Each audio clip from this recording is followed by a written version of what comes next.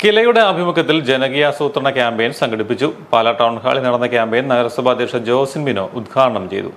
2024-25 വാർഷിക പദ്ധതി വിശദീകരണം, നഗര തദ്ദേശ സ്വയംഭരണ സ്ഥാപന ജനപ്രതിനിധികൾക്കുള്ള ഏകദിന പരിശീലനം എന്നിവ നടന്നു. KILA urban chair professor doctor Ajith Kaliyath ആമുഖ അവതരണം നടത്തി. 4 സെഷനുകളായിട്ടാണ് ക്യാമ്പയിൻ സംഘടിപ്പിച്ചത്. പദ്ധതി സമീപനവും മുൻഗണനാ മേഖലകളും, നഗരമേഖലയിലെ പുതിയ സാധ്യതകൾ, പ്രാദേശിക സാമ്പത്തിക വികസനവും നഗരസഭകളും, മാലിന്യമുക്ത നവകേരളം, ഇടപെടേണ്ട മേഖലകളും തയ്യാറാക്കേണ്ട പദ്ധതികളും എന്നീ ക്രമത്തിൽ 4 സെഷനുകളായാണ് ക്ലാസുകൾ സംഘടിപ്പിച്ചത്. സാധ്യത അതിനുള്ള സാധ്യതകളൂടെ കാണാം.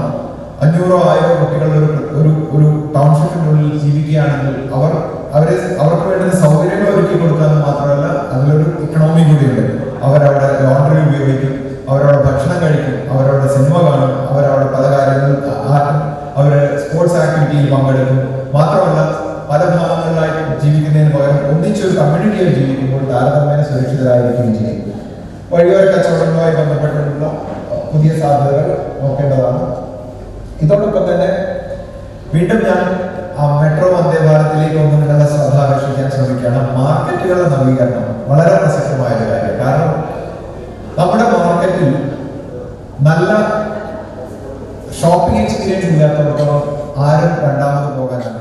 PM Devarajan, doctor Ajith Kaliyath, G Sudhakaran, TK Sujith എന്നിവരാണ് ട്രെയിനിങ് നടത്തിയത്.